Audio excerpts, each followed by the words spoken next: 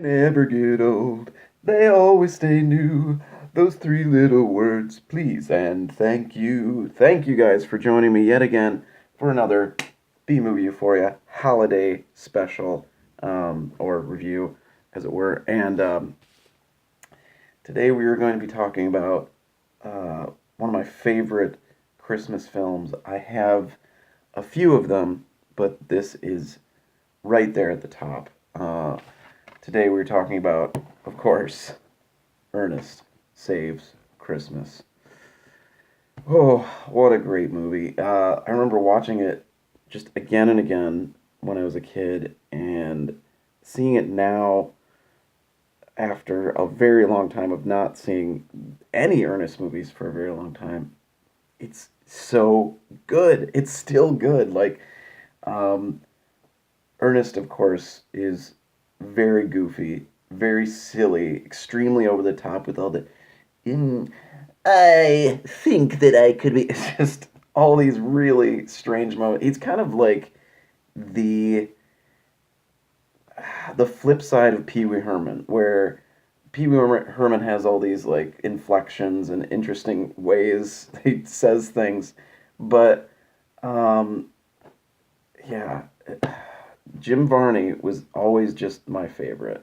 I liked Pee Wee Herman too, and the Pee Wee Herman Christmas special is very great as well. But for me, my guy is Ernest. It always will be. He just had this very, I don't know, just very warm and kind ness about him, but at the same time being extremely stupid and super accident prone. and and he would always just he got weird little like evil joys and things. Like he would do something, he would get away with something and be like um it's just so stupid, but I really enjoy this movie. It is basically about Santa comes into Orlando. I don't know why, and to basically find his replacement, who is this guy Joe Carruthers, who has been hosting a kids show on public television for a very long time. And Santa, played by Douglas Seal, expertly. Like I feel like no one has really captured the magical, kind quality of Santa more than Douglas Seal did in this movie. Um, because he has to go through a range of emotions in this film. Anyway, let's get back to it. So he flies into town to find his replacement. He gets picked up at the airport by Ernest, after Ernest completely traumatizes this guy, who's on his way to the airport, uh, just completely freaks him the hell out, and and shoves him in the baggage thing where the conveyor belt where he just kind of like slides in there. You never see him again. He's fine. Yeah, he it's probably not dead. He picks up Santa, and then uh, the guy Santa tells him he's Santa, and Ernest is just kind of like, "No, okay," and he's just fine with it. Because what's great about Ernest is he has this kind of just childlike mentality where basically everything is real to him. Everything is okay and believable, um, as long as somebody tells him, and that's what makes him great. He has this incredible childlike quality, even when he's driving Santa on the highway. A Christmas tree falls off the back of a truck, and so Ernest has to stop right in the middle of traffic and like turn around and back up, while cars are crashing around him, while he's probably causing multiple injuries and maybe deaths. But he's going to save that tree, and he saves it, gets it back in the car, and zooms off. And so he drops Santa off at the Orlando Children's Museum, where this guy, Joe Carruthers, is performing for some kids. And so that's where this story all kind of comes together. And then uh, and then we meet up with Harmony Starr, who is this runaway girl who is just like so spunky and cool, and she can just like make up lies. Basically, we meet her as she's running out of a restaurant, having not paid for the meal, and she's just like, "Yeah, my brother does this to me all the time. He leaves me in there, and he doesn't pay for the check, and then I'm stuck with the check." And then, but she's just excellent in this movie. Uh, it's just incredible acting in this movie. Like, I don't know if anyone else has said this, but I feel like Ernest is a great actor. Obviously, he's over the top and goofy and all that. And I have to remember one of my favorite moments of this movie. It's just, it's got to be an Ernest moment, but obviously. But they get their hands on Santa's bag of toys, and Santa's in jail at that point. He gets put in jail. I'm going to talk about that in a second, but let's get to my favorite part first. So, uh, Ernest is taking stuff out of the bag, and first it's like this glowing orb, but then poof, it turns into like a weird little toy. And he's basically keeps taking stuff out and showing Harmony, and she's like, That's not what I want." And he reaches in there. The first time he reaches in there, he's like, "Oh, oh, oh, eh." It's such a weird, stupid face. And you can't help but laugh at this movie.